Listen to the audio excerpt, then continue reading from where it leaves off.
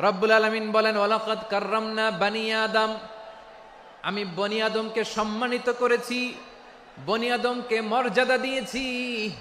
ওয়া হামালনাহুম ফিল বাররি ওয়াল বাহর, বনি আদমকে জলে স্থলে স্থলে এবং সমুদ্রে চলাচলের বাহন দিয়েছি।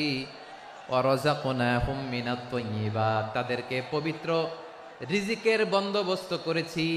ওয়া ফাদ্দালনাহুম আলা কাসীরিম মিম্মান খালাকনা তাফদীলা, আর আমি আল্লাহ যাদেরকে সৃষ্টি করেছি তাদের মধ্য থেকে বনি আদমকে আমি শ্রেষ্ঠ বানিয়েছি, সবার চেয়ে সেরা। আমাদের মতো করে আল্লাহ কাউকে বানায় নাই। দুই পায়ে ভর করে শির দ্বারা এরকম স্ট্যান্ড রেখে মাথা উঁচু করে দাঁড়াতে পারে এরকম কোন প্রাণী পৃথিবীতে আছে? এজন্য আল্লাহ বলেন ওয়ালাকাদ কাররামনা বানি আদম, আমি বনি আদমকে সম্মানিত করেছি, তাদেরকে আমি মর্যাদা দিয়েছি। তাদেরকে আমি যত মর্যাদা দিয়েছি আমার কোন সৃষ্টিকে এত মর্যাদা দেই নাই। পড়েন সুবহানাল্লাহ। I have dignified the status of the sons of Adam, আদমের সব সন্তানের মর্যাদা আমি বাড়িয়েছি। আল্লাহ এখানে বলেননি ওয়ালাকাদ কাররামনাল মুমিনিন, আমি মুমিনের মর্যাদা বাড়িয়েছি, বলেছেন? আল্লাহ এখানে বলেন নাই ওয়ালাকাদ কাররামনাল মুসলিমিন, আমি মুসলিমের মর্যাদা বাড়িয়েছি। আল্লাহ বলেছেন ওয়ালাকাদ কাররামনা বানি আদম, আমি বনি আদমের সম্মান বাড়িয়েছি। হোক সে মুমিন কিংবা কাফের, মুসলিম কিংবা মুশরিক, আস্তিক কিংবা নাস্তিক, আরব কিংবা অনারব, যেই হোক না কেন আদম সন্তান সবগুলার মর্যাদা বাড়ায় দিয়েছে কে? সবার মর্যাদা আল্লাহ বাড়িয়েছে। মানুষ হিসেবে মর্যাদা, বিশ্বনবী সাল্লাল্লাহু আলাইহি ওয়াসাল্লাম ইহুদির লাশ দেখে দাঁড়িয়ে গেলেন। কার লাশ? ইহুদির লাশ দেখে দাঁড়ায় গেলেন। সাহাবারা বললেন ইয়া রাসূলুল্লাহ, আপনি দাঁড়ালেন যে, এটা তো ইহুদির লাশ। বিশ্বনবী বললেন আওয়ালাইসাত নাফসান, এটা কি মানুষ নয়? এটা হোক ইহুদি হোক খ্রিস্টান, এটা তো মানুষ। আমি মানুষ দেখে দাঁড়িয়েছি। আই স্যালিউট দ্য হিউম্যানিটি, আমি মানবতাকে সম্মান করেছি। পড়েন সুবহানাল্লাহ। তাহলে এই জমিনে মানুষের মর্যাদা বেশি, হোক আস্তিক হোক নাস্তিক, হোক মুমিন কিংবা কাফের। আদমের সন্তান হলে, মানুষ হলেই তার মর্যাদা বাড়িয়েছে কে? আমার কলিজার টুকরা যশোরের ভাইয়েরা, মানুষের মর্যাদা আল্লাহ এত বাড়িয়েছেন, মানুষ জীবিত থাকলেও যেমনি মর্যাদাবান, মরে গেলেও মর্যাদাবান। সুবহানাল্লাহ পড়েন। মানুষ মরে গেলে এই ডেড বডিটা কি হয়? পচে যায়, গলে যায়, মাটির সাথে মিশে যায়। তাই বলে আপনি ডেড বডির সাথে যাচ্ছে তাই করতে পারবেন না? পারবেন? কেউ যদি অন্যায় করে তাকে যদি আপনি শাস্তির আওতায় আনেন, যা মনে চায় করতে পারবেন না। তারা আগুন দিয়ে পোড়াতে পারবেন না, নাক কাটতে পারবেন না, কান কাটতে পারবেন না, অঙ্গ বিকৃতি করতে পারবেন না। কারণ মানব জাতির মর্যাদা স্বয়ং দিয়েছে কে? ডেড বডি পচে যাবে, গলে যাবে। তারপর ইসলাম বলে না, খবরদার, এই মরা লাশটারও একটা মর্যাদা আছে না নাই? ইসলাম বলে এই লাশটা গলে যাবে, পচে যাবে, কিন্তু এটার অমর্যাদা করো না।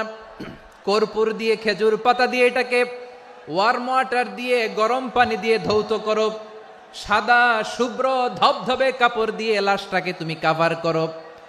তারপরে খাটিয়ার মধ্যে লাশটাকে রেখে বিশাল একটা প্রোগ্রাম করো, একটা ফিউনারাল প্রোগ্রাম করো। ওই প্রোগ্রামের ডানে বায়ে পেছনে লাশটারে রাখলে হবে না, প্রোগ্রামের একেবারে সামনটাতে তুমি লাশটাকে রাখো। সুবহানাল্লাহ।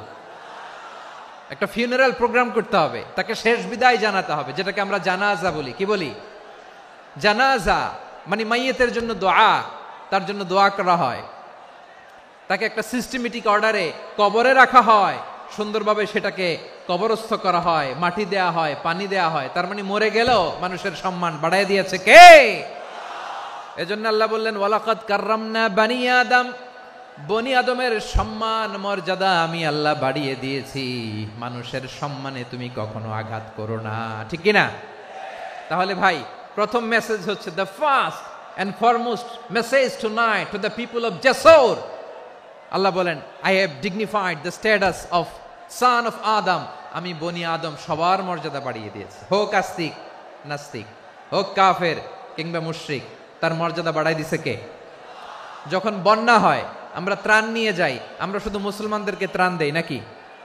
হ্যাঁ, আমরা মুসলমানকেও দেই, অমুসলমানকেও দেই, হিন্দুকেও দেই, বৌদ্ধকেও দেই। যেখানেই মানবতা বিপন্ন সেখানে ইসলামের হেল্পিং হ্যান্ড আছে না নাই? সুবহানাল্লাহ। কি দিন আমরা পেয়েছি, কি বিধান আমরা পেয়েছি, ওয়ালাকাদ কাররামনা বানি আদম, আমি বনি আদমকে সম্মানিত করেছি। এরপর আল্লাহ বললেন ওয়া হামালনাহুম ফিল বাররি ওয়াল বাহর, জলে স্থলে আমি চলাচলের যানবাহনের ব্যবস্থা করেছি। আমরা স্থলে ঘোড়ার উপরে চড়ি, উটের উপরে চড়ি, গাড়ির উপরে চড়ি। এই যে গাড়ির ইঞ্জিন বানাইছি আমরা, এটার মেধা দিয়েছে কে? আবার সাগরের মধ্যে আমরা নৌযান, জলযান, বড় বড় জাহাজ দিয়ে এক মহাদেশ থেকে আরেক মহাদেশ যাই, এক দেশ থেকে মালামালগুলো আরেক দেশে পাঠাই। সাগরের ভেতরে নৌকাগুলোরে ধরে রাখলো কে? ওয়াল ফুলকিল্লাতী তাজরি ফিল বাহরি বিমা ইয়ানফাউন নাস, মানুষের উপকার আছে এরকম সরঞ্জামাদি নিয়ে সাগরের উপরে বিশাল বিশাল জলযানগুলো চলে। এগুলো ডুবে যায় না, কাত হয়ে যায় না, পড়ে যায় না। এগুলোকে স্থিতিস্থাপকতাকে ঠিক করে রাখলো কে? আপনারা জাহাজ দেখেছেন? জাহাজ দেখছেন? বিশাল বিশাল জাহাজ, বিশাল জাহাজ মালামাল নিয়ে এক মহাদেশ থেকে আরেক মহাদেশে যায়। গত মাসে আমার জাপান সফর ছিল। এই যে বাংলাদেশে যে গাড়িগুলো চালান, বেশিরভাগ গাড়ি আসে কিন্তু জাপান থেকে। হাজার হাজার গাড়ি একটা জাহাজ বহন করতে পারে, হাজার হাজার গাড়ি। এটার সাগরের মধ্যে ভাসাইলো কে? হাজার হাজার গাড়ি নিয়ে জাপানিজ গাড়িগুলো আমাদের চট্টগ্রামের এয়ারপোর্টের বন্দরে ভিড়ে। যুক্তরাষ্ট্রে আমি দেখেছি